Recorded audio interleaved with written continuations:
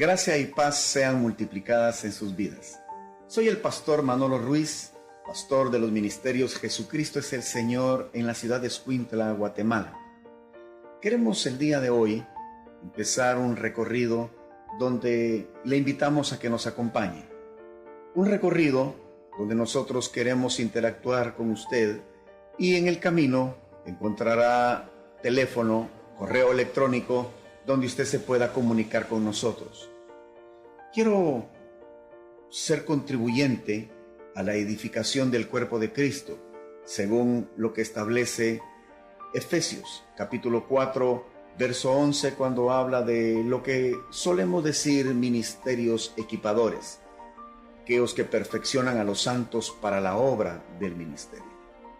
Esta contribución viene porque nosotros decidimos hacer un cambio de soltar lo tradicional, empezar a investigar lo religioso que podemos ser.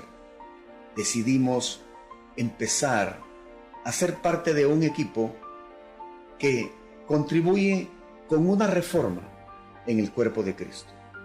Una reforma que es necesaria, una reforma que es mal entendida cuando no hay una disposición de aprendizaje. Nosotros queremos invitarles a que nos acompañen. Será un caminar maravilloso como ha sido para nosotros en lo personal, aquí en la Casa GES. Algo fundamental para provocar los cambios necesarios y poder encontrar una iglesia diferente a la que nosotros hemos levantado en nuestros lugares. Para poder fundamentar a qué me refiero, cuál es la reforma que se necesita, el poder comprender que hay elementos importantes en las Escrituras que perdieron su vigencia porque todo se cumplió en Cristo Jesús. La iglesia evangélica no ha entendido que la muerte de Cristo es un parteaguas, que la muerte, la resurrección, la cruz, significa para nosotros elementos nuevos que hay que comprender y que tenemos que visualizar. La Escritura dice que en Cristo lo tenemos todo. ¿Cómo es posible que en Cristo lo tenemos todo?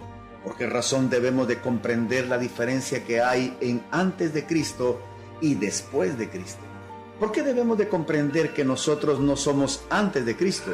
Nosotros somos después de Cristo. Así que iremos caminando y posiblemente surgirán dudas. Posiblemente no seremos claros lo más que deseamos ser cuando estemos grabando, cuando estemos llevando este mensaje a su vida, a su corazón.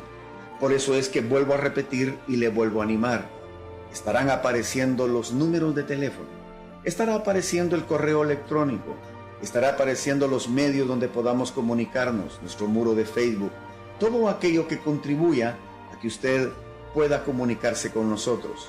Nosotros estaremos en la mejor disposición de aclarar las dudas. No somos teólogos, tampoco somos exégetas, pero sí tenemos un sentido común en la guianza del Espíritu Santo para poder iluminar sus vidas. Para poder hacerle partícipe de esto, hoy vamos a iniciar colocando lo que será nuestra plataforma de inicio, nuestra plataforma de avance. Y vamos a comenzar con una historia que en realidad es el parteaguas.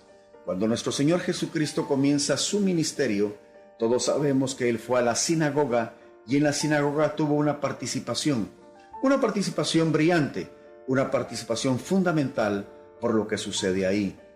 Si usted me acompaña, estoy en el Evangelio de Lucas, capítulo 4, comenzando a leer del verso 18, cuando Él toma el libro y lo lee en la sinagoga. Y dice el Señor: el Espíritu del Señor está sobre mí, por cuanto me ha ungido para dar buenas nuevas a los pobres. Me ha enviado a sanar a los quebrantados de corazón, a pregonar libertad a los cautivos y vista a los ciegos, a poner en libertad a los oprimidos, a predicar el año agradable del Señor. Esa es la participación que Él hace. Pero quiero llamar su atención, que Él comienza: el Espíritu del Señor está sobre mí. Lo que significa que en la vida de Cristo suceden muchas cosas. Cosas que debemos de ir comprendiendo a la luz de lo que los profetas dijeron, lo que los profetas esperaron y cómo el Mesías, el Salvador, no solamente tiene una participación de salvar el alma, sino que tiene una participación de levantar una creación nueva que usted y yo formamos parte, pero posiblemente no hemos sabido revestirnos de esa creación. ¿Cuál es mi punto con esta escritura? Después de la participación brillante, dice la escritura en el verso 21 que él dijo lo siguiente: hoy se ha cumplido esta escritura delante de vosotros. Repito, hoy se ha cumplido esta escritura delante de vosotros. Cuando el Señor dijo eso, dividió a los actores que estaban en la escena, porque muchos de ellos, según el verso 22, dicen que daban buen testimonio de él y estaban maravillados de las palabras de gracia que salían de su boca. Pero habían otros que decían: ¿no es este el hijo de José? ¿Por qué razón tuvieron que preguntarse si no era el hijo de José? Porque él comenzó a atribuirse sobre su persona cosas que no eran lícitas para un ser humano. Todo esto era lícito solamente para un orden divino. Es ahí donde nosotros tenemos que entender. Porque la expresión "se ha cumplido" en el griego original tiene la idea de entender tarea terminada. Tiene la idea de comprender que algo estaba vigente, pero en ese momento caducó, terminó, lo que significa que de ahí en adelante no había razón de seguir siendo aquello que estaban practicando. ¿Por qué se lo digo? Porque estos dos grupos, el Señor con esta expresión dividió en aquella audiencia que le escuchó. Muchos de ellos después trataron de matarle. Observe el verso 29. Y levantándose, le echaron fuera de la ciudad y le llevaron hasta la cumbre del monte sobre el cual estaba edificada la ciudad de ellos, para despeñarle.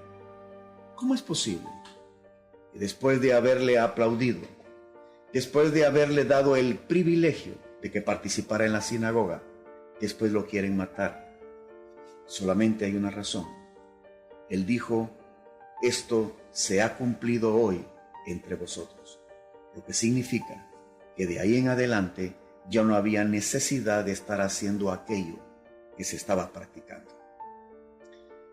Cuando nosotros hablamos del pacto que el Señor estableció, lo que todos practicamos en la administración de la mesa o la Santa Cena, como suele decirse, todos sabemos, porque lo hemos confesado, que Jesús es el autor de un nuevo y mejor pacto. Es donde nosotros vamos a apuntar para que vayamos comprendiendo qué es el nuevo pacto, para que vayamos entendiendo cuál fue la predicación que el Señor sostuvo durante 3 años, para que vayamos entendiendo cuál es la gracia que Él hizo sobreabundar en nuestras vidas. Porque muchos de nosotros el día de hoy hay palabras que ya se cumplieron, pero queremos seguirlas sosteniendo. ¿A través de qué?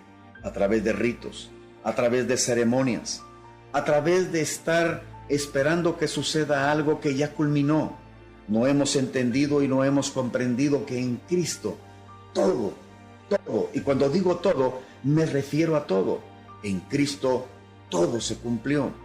Caminaremos para poder ir entendiendo cómo el Señor hizo el parteaguas de un viejo pacto, una estructura que en Él quedó obsoleta, una estructura que hoy se quiere sostener, una estructura que hoy ya no podemos mantener, porque mientras que la iglesia siga practicando los dos pactos, mientras que exista la mistura, mientras que exista el no entender que hay una separación, mientras que no podamos comprender que el viejo pacto es sombra y figura de lo que iba a venir, si no comprendemos que el nuevo pacto es el cumplimiento de todas esas sombras, que en Cristo tenemos la esencia, que en Cristo tenemos la verdad, no vamos a comprender cuando el Señor dijo que la verdad nos haría libres.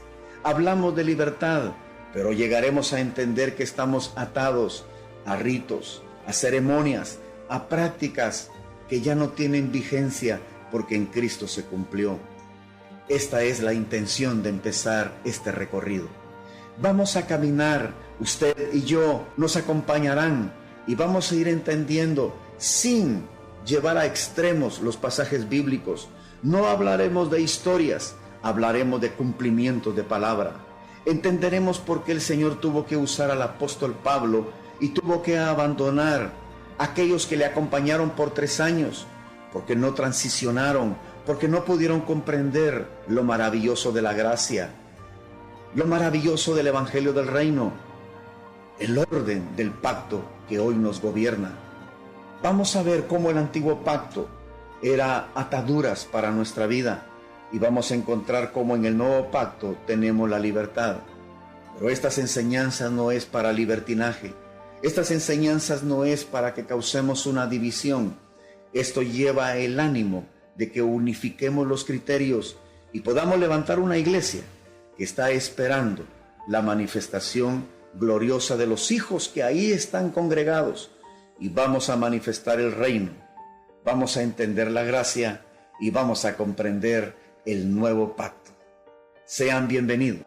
Nosotros trataremos de explicar, pero una cosa sí le aseguro: la gloria del Señor se manifestará e iremos a fundamentar a una iglesia sobre las verdades de Cristo, no sobre los argumentos que nosotros podemos justificar algunos actos, pero mucho menos vamos a andar en los rudimentos que ya quedaron obsoletos y ya no tienen necesidad que ustedes los practiquen. Amigo, sea bienvenido. Estaremos muy gozosos de ser partícipes de esta reforma y que usted nos acompañe. Para mí ha sido un privilegio el poderle saludar y hacer esta pequeña presentación.